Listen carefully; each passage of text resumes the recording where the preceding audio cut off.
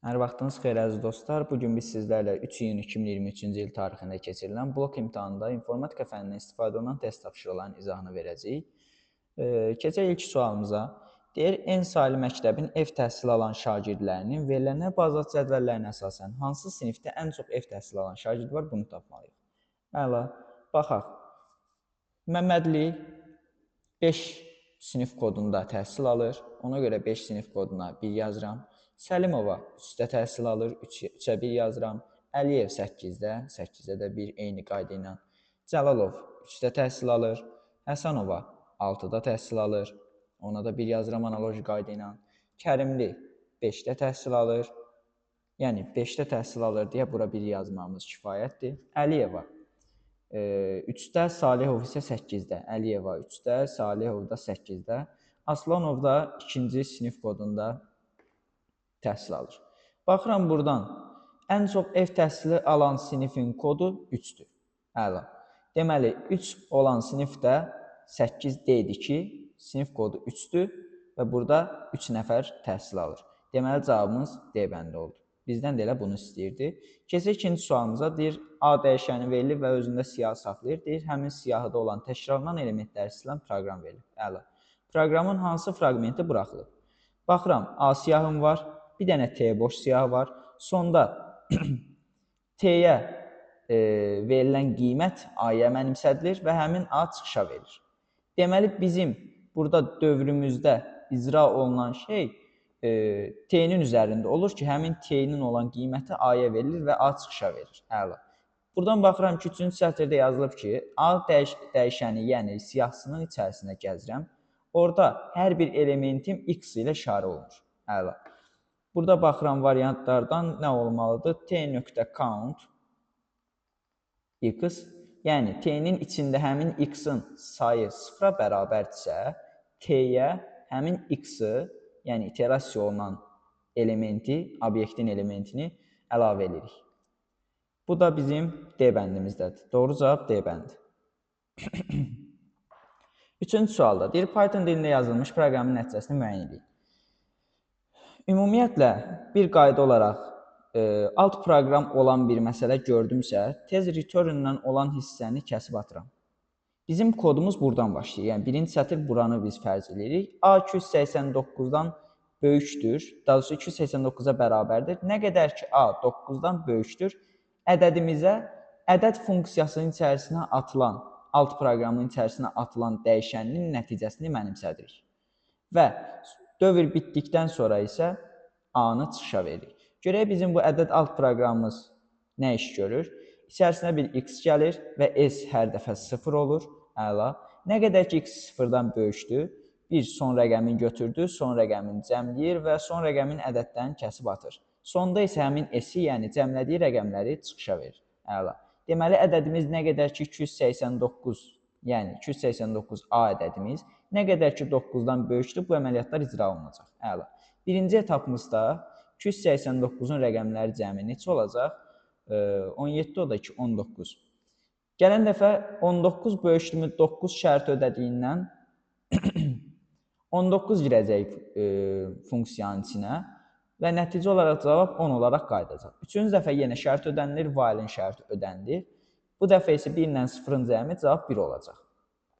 Əla.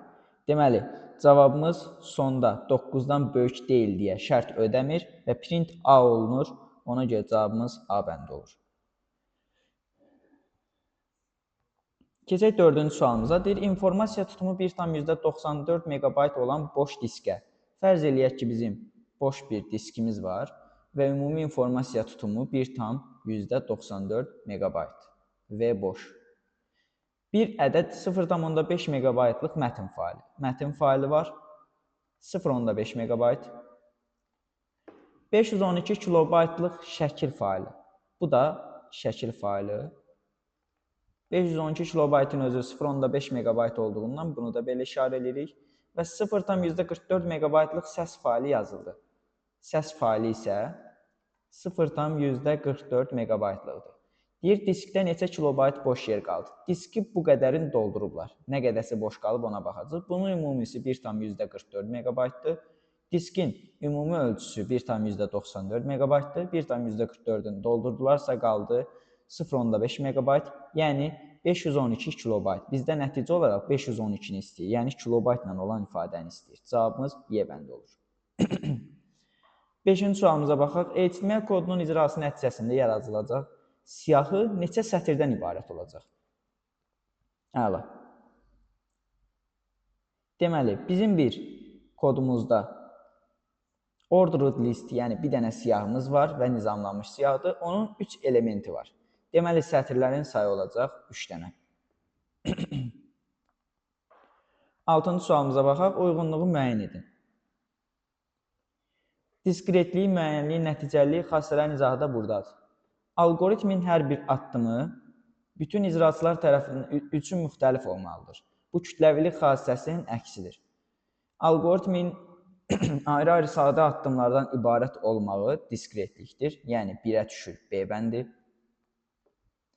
Algoritmin hər bir addımı dəqiq və bir mənalı olmalıdır. 2-yə düşür müəyyənlik xassəsini ödəyir, deməli C bəndi.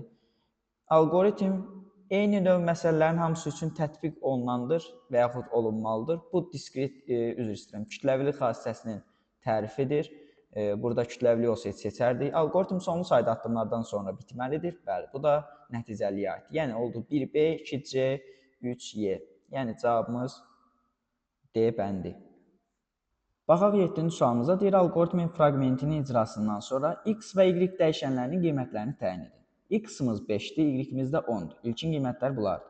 Nə qədər ki, Y ondan kiçik bərabərdir şərti ödəndiyi halda dövrün gövdəsindəki bütün əməliyyatlar yerinə yetiriləcək. Əks halda isə X ilə Y sonlandırılacaq, daha sonra çapa veriləcək, sonra sonlanacaq. Əla. Y kiçik bərabərdirmi 10? Yəni 10 kiçik bərabərdirmi 10-dan? Bəli. Görək burada nə şərt deyir? 5 kiçik bərabərdir 10-dan. Şərti ödədiyi müddətcə X 1 vaid artacaq, Y isə 1 vaid azalacaq. Deməli, X olacaq 6, bu olacaq 9, X 7 olanda bu 8 olacaq, X 8 olanda bu 7 olacaq. Və gələn dəfə X Y-dən kiçik bərabər olmadığına görə bu şərt ödəməyəcək və yox ilə davam edəcək. Əla. X sonda 5% azalır, Y isə 5% artır. X-in qiyməti olacaq 8 minus 5, 3. Y-in də qiyməti 7 plus 5, 12. Sonda gələcək buradan soruşacaq ki, 12 kiçik bərabərdir ondan şərt ödəməyəcək və gəlib burada X bərabərdir 3, Y bərabərdir 12 olduğundan bunları çıxışa verəndə 3, 12-ni çıxışa verəcək. Bu da bizim Y bəndimiz doğru cavabımızdır. 8-ci sualımızda deyir ki, doğru mülahizələri seçin. SSD xarici yaddaş qurğusudur. Bəli. Skaner giriş qurğusudur. Bəli. Printerlər lazerli və matricli olmalı, yalnız 2 növə ayrılır. Xeyr. Disket ən sürətli yaddaş qurğusudur. Xeyr. Mikrofon çıxış qurğusudur. Xeyr. Yəni cavabımız olacaq A bəndi. 1, 2. Web səhifəyə cədvəl əlavə etmək üçün HTML kod yazılır. Kodun icrasından sonra alınacaq cədvəl haqqındakı mülahizələrdən hansı doğru deyil? Baxaq, bizim bir dənə cədvəlimiz var və o cədvəl 1 sətir, 2 sətir, sonra görək davamında nə var? 2 sətirdən ibarətdir və hər sətirdə 3 sütun var. Yəni, ümumi 2 sətir, 3 sütundan ibarət bir cədvəlimizdir. Cədvəlin ikinci sətrinin 3-cü sütun elementi qalın şriftlə yazılıb. Cədvəlin ikinci sətri, yəni bura, 3-cü sütunu da buradır. Qalın şriftlə. Bəli, deməli doğrudur. Bizə doğru olmayanlar lazımdır. Cədvəlin ikinci sətrinin birinci sütundakı 287 ədədi yerləşir. Əla. Birinci sətrinin, ikinci sətrinin birinci sütununda bəli, 287 yerləşir. C bəndi. Cədvəlin birinci sətrinin birinci sütun elementi şrift kursivlə yazılıb. D-də isə 2 sətr 3 sütundan ibarətdir. D düzdür. Birinci sətrinin birinci sütun elementinin şrifti kursivlə yazılıb. Bəli, italik yazılıb, düzdür. Cədvəlin ikinci sətrinin ikinci sütun elementi qalın şriftlə yazılıb. İkinci sətr, ikinci sütun. Normal şriftdir, ona görə cavabımız doğru olmadığından Y bəndini götürürük.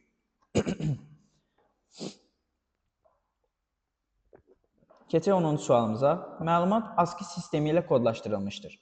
Bu məlumat Unicode sisteminə keçən zaman həcm 16 kilobayt artıb. Fərz eləyək ki, bizim bir məlumatımız var. V bərabərdir S1, S2, S3 və yaxud heç kitab deməyək buna, normal bir məlumatdır. Əvvəl həcmi normal V idi. Unicode'a keçən zaman 16 olub. 16 kilobayt artıb. Deməli, Unicode'dan ASCII-ni çıxsaq, ASCII-də olan həcmi çıxsaq, 16 kilobayt fərq olacaq. Əla.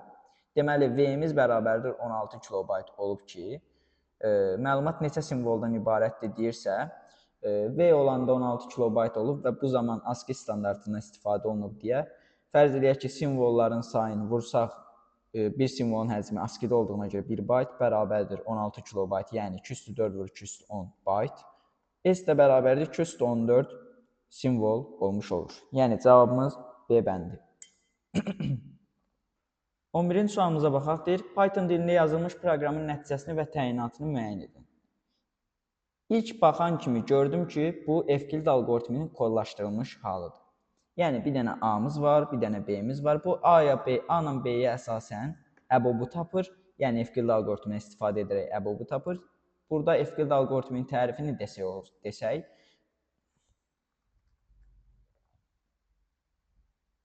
birinci sualımıza baxaq. Deyir, Python dilində yazılmış proqramın nəticəsini və təyinatını müəyyən edin.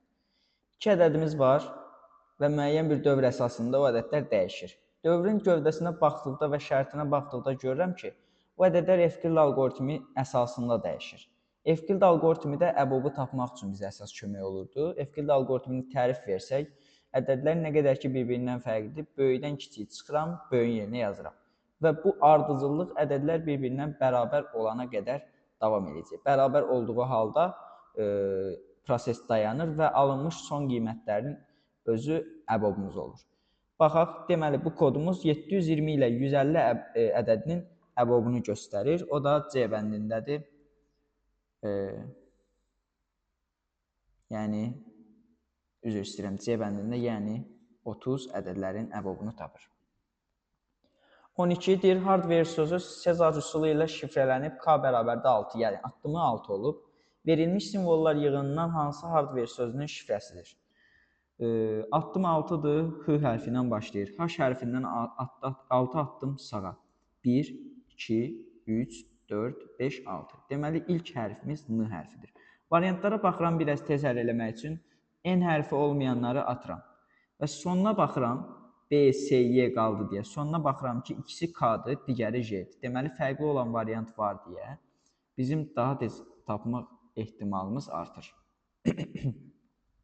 Sonuncu hərfimiz E-dir. E-dən 6 addım. 1, 2, 3, 4, 5, 6. Sonuncu hərf K-dır. Deməli, Y bəndi də düzgün variant deyil. Və burada görürəm ki, ikinci hərflər fərqlidir. İkinci hərfləri yoxlayaq. Bircə dəqiqə buranı təmizləyək. İkinci hərfimizi yoxlayaq. A hərfidir. 6 addım. 1, 2, 3, 4, 5, 6. İkinci hərfimiz də deməli J olduğundan cavabımız C bəndi olmuş olur. Baxaq 13-cü sualımıza. Dostlar Leyla, Murad, Rəşad, Aygün, Vüqar. İt, pişik, tısbağa, kirpi, dovşan kimi heyvanlar saxlayırlar. Heyvanlar 1, 2, 3, 4, 5 olmaqla müxtəlif yaşlardadır. Əla. Məlumdur ki, belə bir situasiyalar var və sonunda deyir ki, Vüqar hansı heyvanı saxlayır və onun neçə yaşı var? Bunu ataq biz Word-ə daha rahat izah eləmək üçün.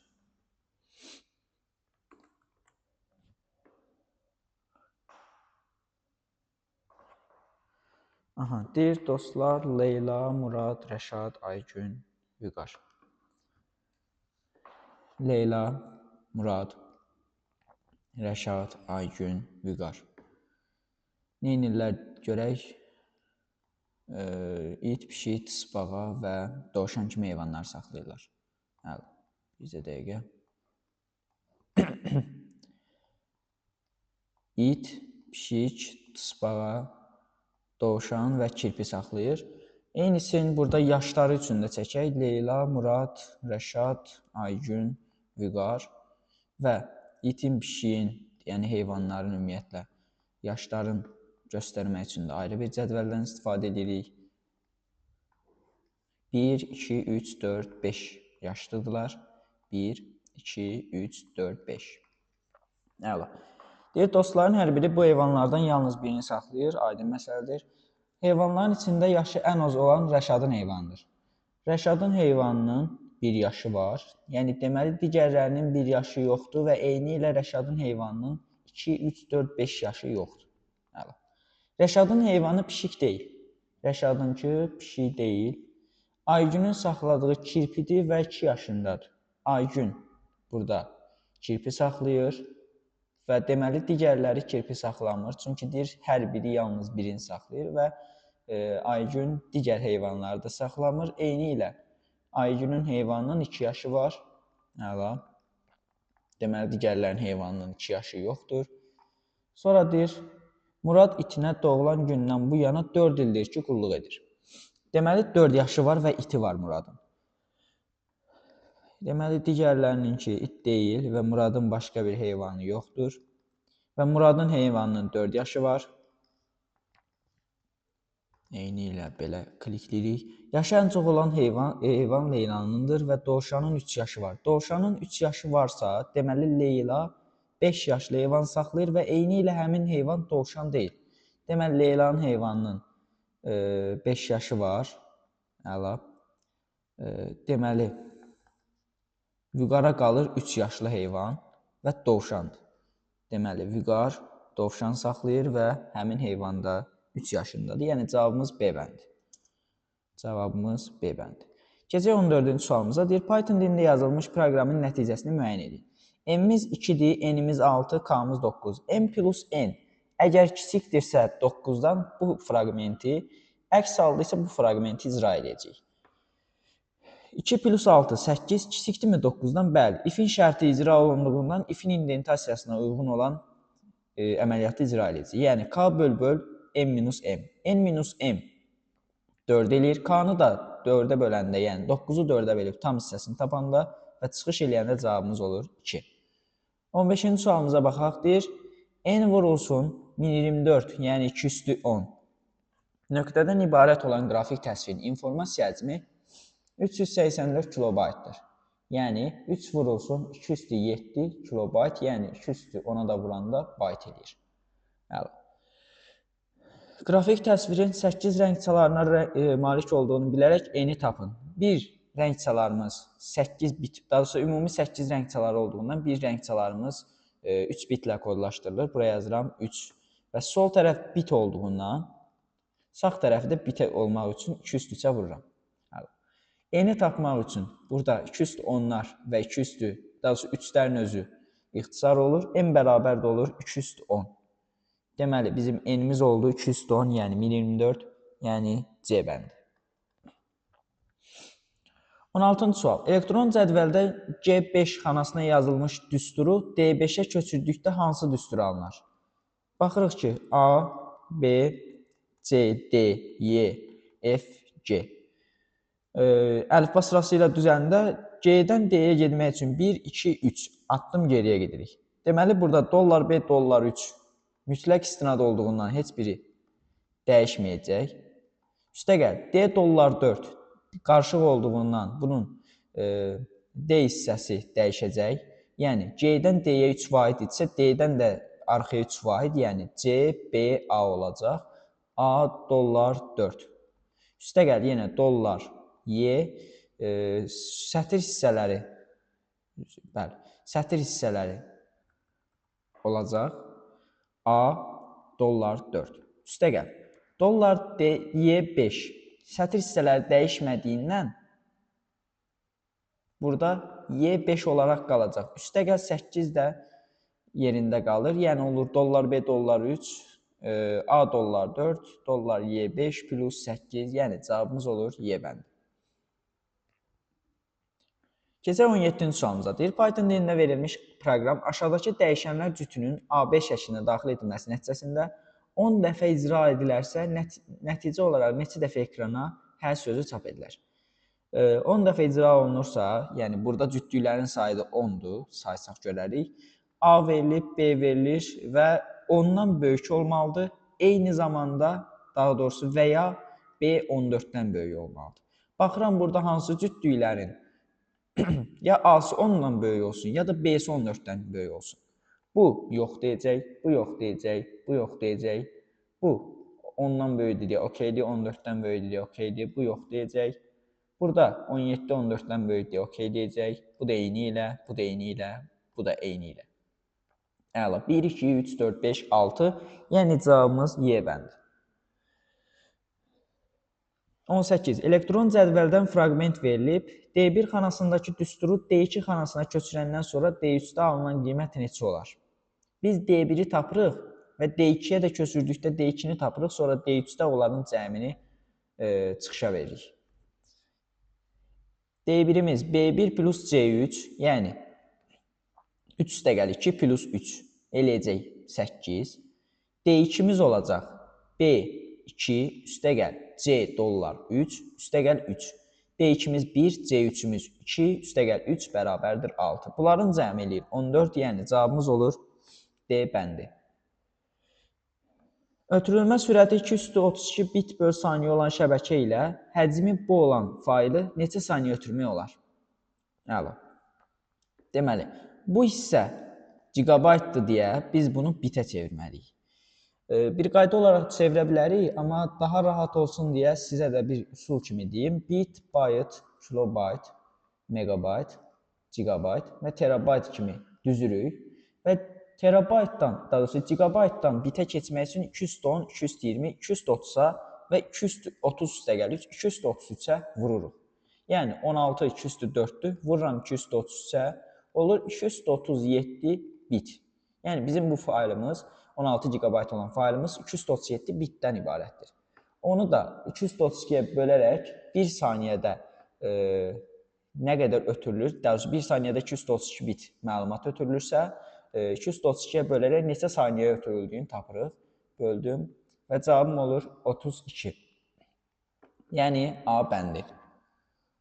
Keçək 20-ci sualımıza. Verilənlər bazasındakı cədvələ aşağıdakı sorğu tətbiq edilərsə, neçə yazı verilən sorğuya cavab verər?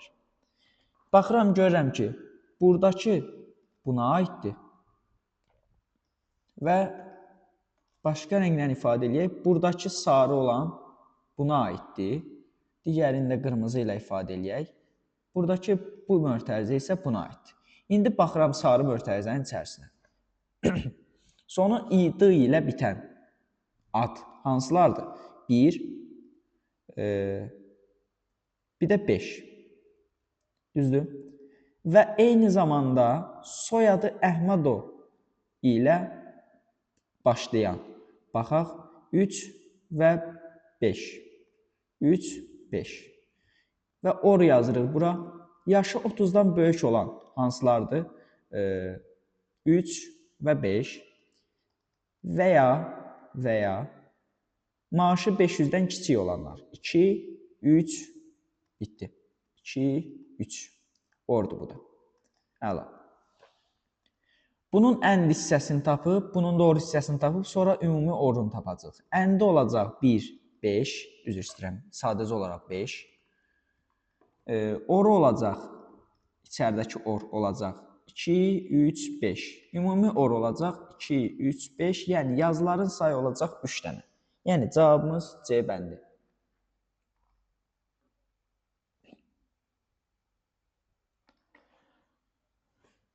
Keçək 21-ci sualımıza deyir, onluq say sistemində verilmiş 229 ədədi 16-lıq say sistemində təsvir olunarsa alınan ədəd hansı rəqəmlə başlayar?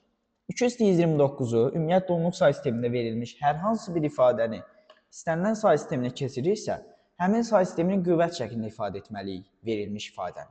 Verilmiş ifadəmiz 2/129-dur. Bunu biz 16-lıqda göstərmək üçün 16-nın qüvvət şəklində göstərməliyik və buna görə də 2/4-ün qüvvətinə gətirməliyik. Olur 2/4. 128 ən yaxın böləndir. Onu da 32 yazsam 128 olar.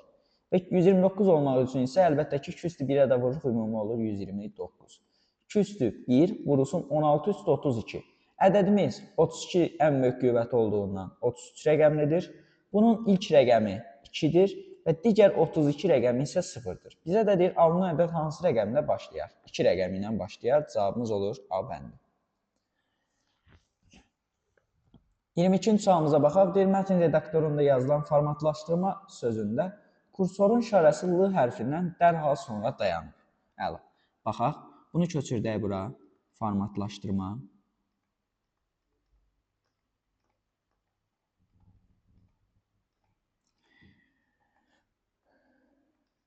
Deyir ki, 3 dəfə delete, yəni bizim l-dan sonra dərhal dayanma burada deməkdir. 3 dəfə delete deyirsə 1, 2, 3-dür.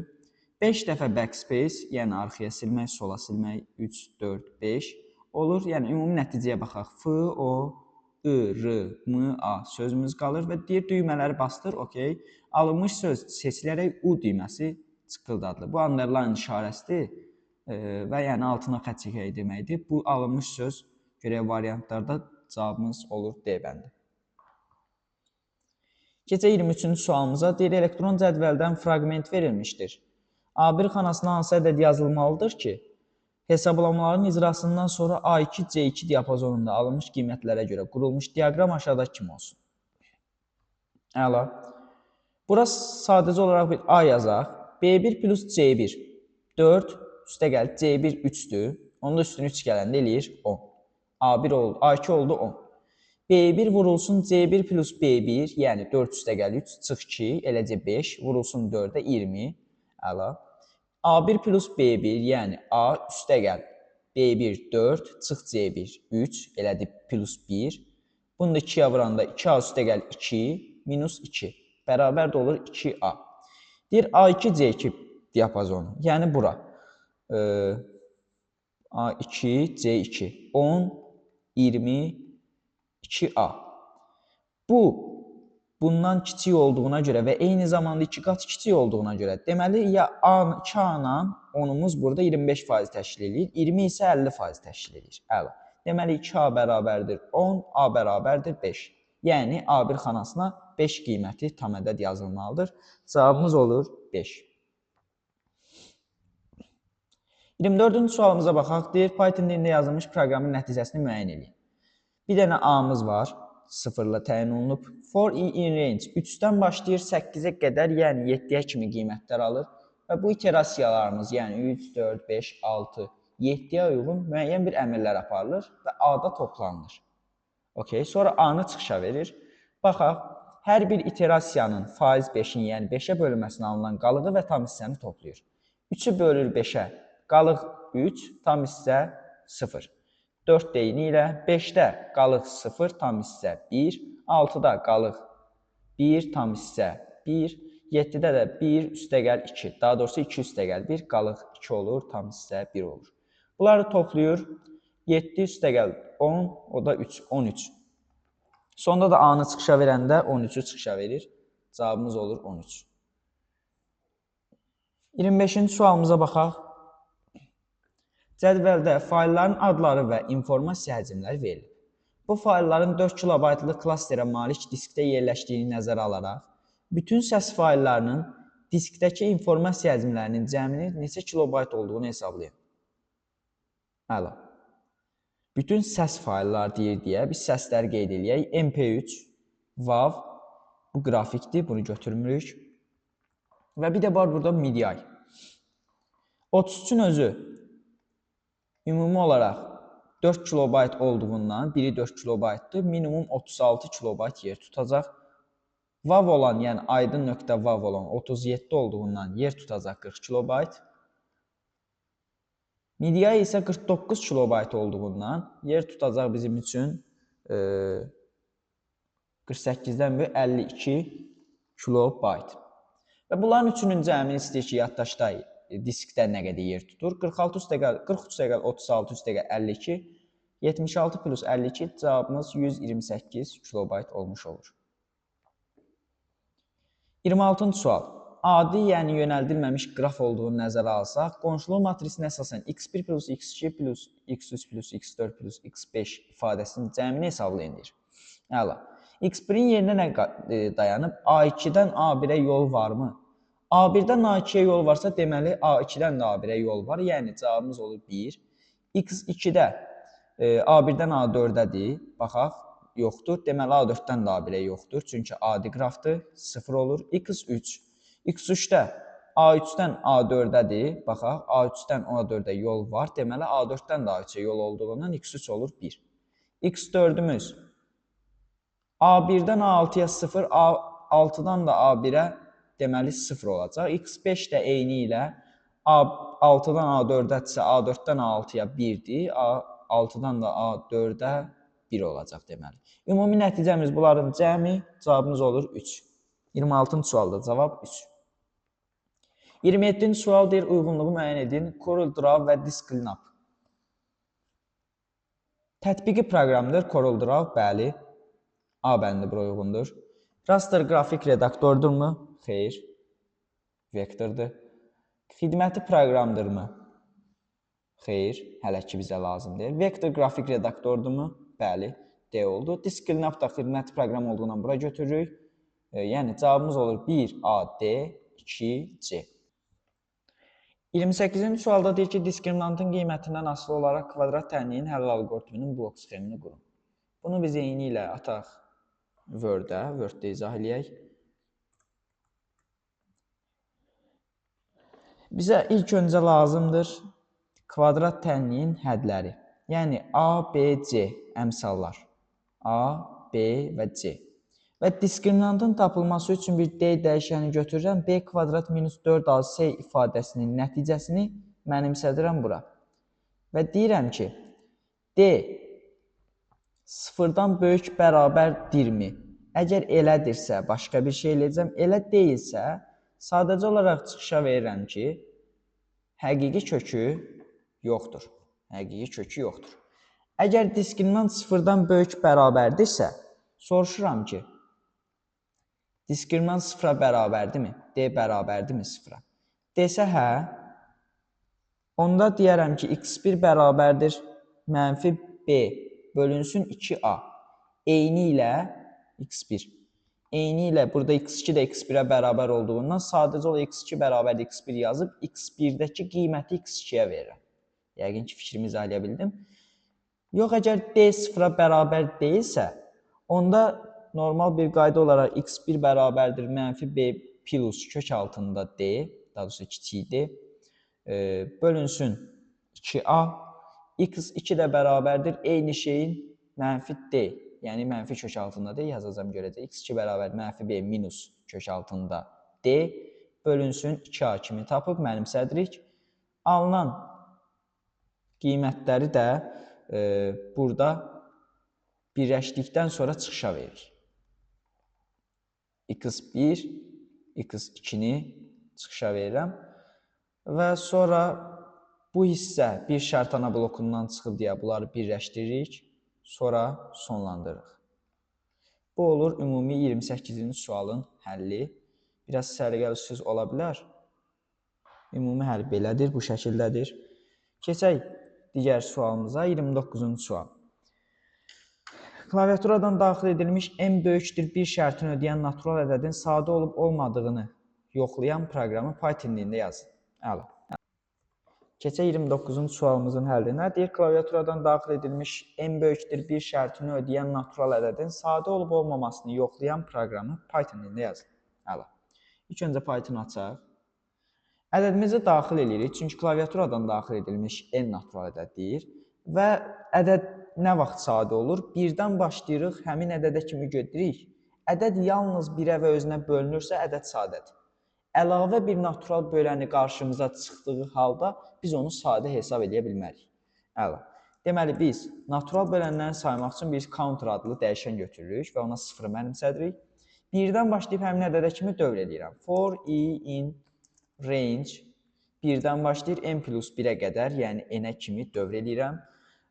Əgər i bizim nəyimizdir? İterasiya olunan dəyişənimizin hər dəfə aldığı qiymətidir. Əla.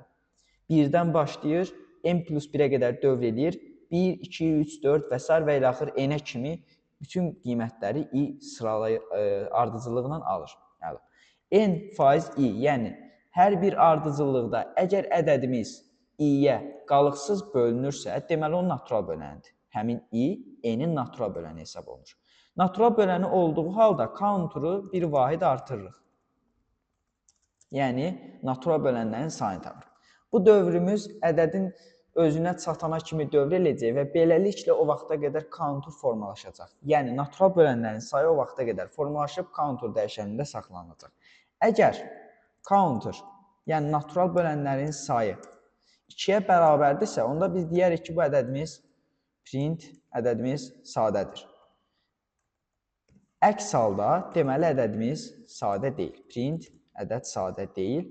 Bu o demək deyil ki, mürəkkəbdir. Sadə deyil. Ümumiyyətlə, klaviaturadan daxil edilmiş natural ədədin sadə olub-olmadığı dedikdə, yaxşı olar ki, optimal üsul olaraq bunu çıxışa verək. Amma bizə şərtdə deyilir ki, n böyükdür 1 şərtini ödəyir.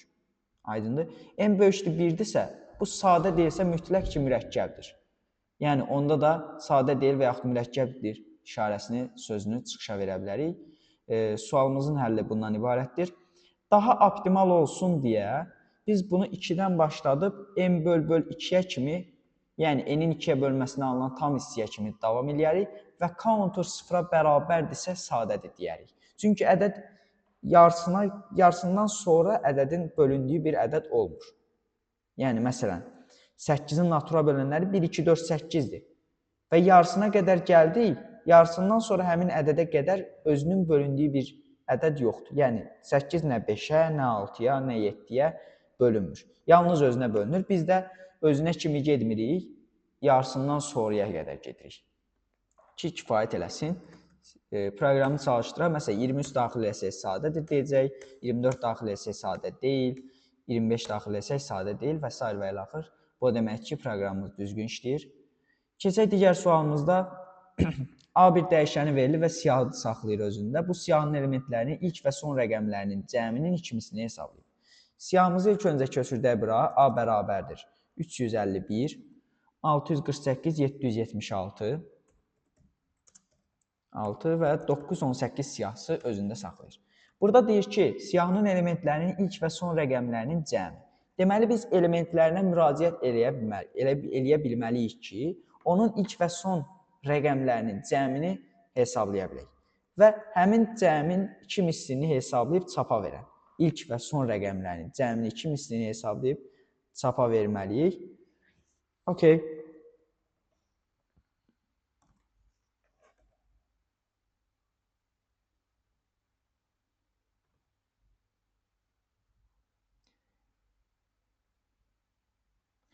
Bu suala iki cür yanaşa bilərik. Yəni, şərtin çatışmazlığına görə elementlərin ilk və son rəqəmlərinin cəminin iki misli deyəndə ümumi cəmi tapıb iki mislini çıxışa verə bilərik.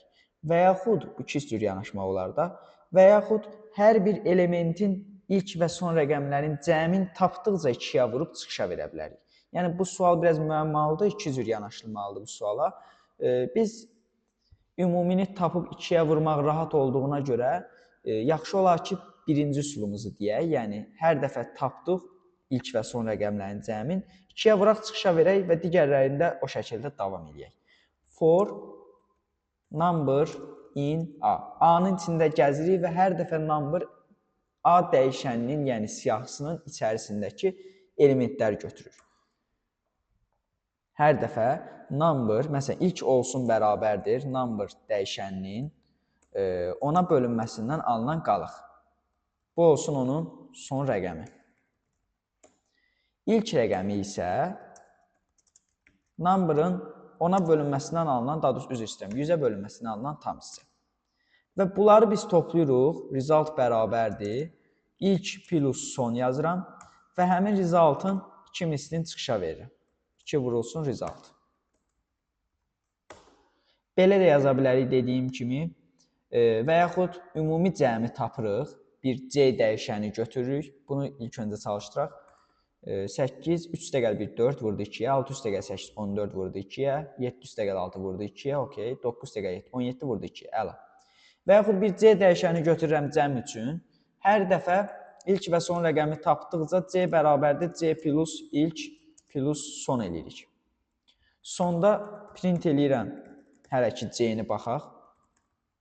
48, 4 üstəgəl 14, 18 üstəgəl 13, 27, üzr istəyirəm 35, 18 üstəgəl 13, 31, üstəgəl 17, 48, əla. 48 tapdıq, bizə də nəticə olaraq C vurulsun 2 lazımdır. Proqramı çalışdırsaq, görərik ki, 96-nı çıxışa verir. Yəni, dediyim kimi, 30-cu suala iki tərəfli yanaşmaq lazımdır. Çünki deyir, A siyahısının elementlərinin ilk və son rəqəmlərinin cəminin iki mislini hesablayıb. Elementlərin ilk və son rəqəmlərinin cəmini hesablayıb iki mislini tapıb çıxışa verə bilərik. Və yaxud ümumini hesablayıb, çünki burada demir hər birini ayrı-ayrılıqda. Hər birini ayrı-ayrılıqda deməməyi biraz müəmma yaradır ki, biz bunu ayrı-ayrı tapmalıyıq, ya ümumi tapıb 2-yə vurmalıyıq.